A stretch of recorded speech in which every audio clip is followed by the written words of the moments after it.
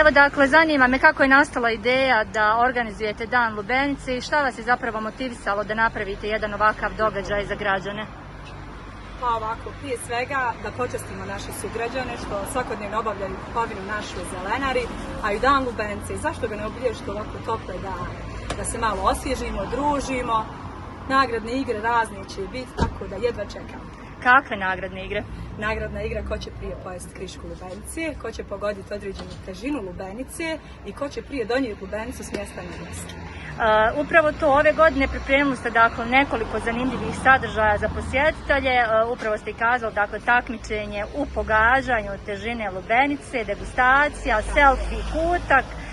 Mene sad zanima kako ste zapravo osmislili ovaj program i što želite da evo ljudi ponesu kao uspomenu sa ovog druženja?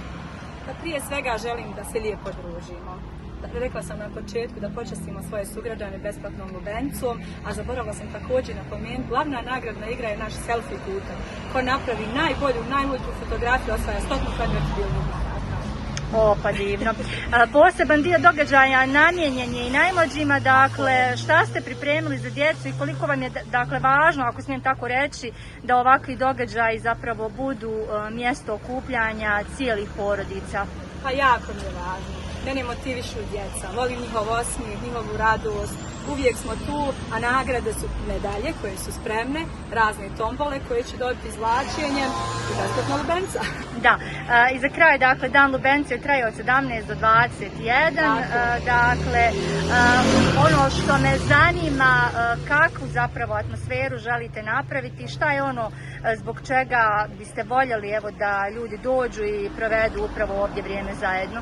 Pa čisto da se družimo lijepo, ništa više. Jedna lijepa priča, da naši hađići malo živi, muzika, zabava, ples, društvene igre, eto to. Dođite, svi ste pozvani. Hvala vam, Elvira. Hvala tebi.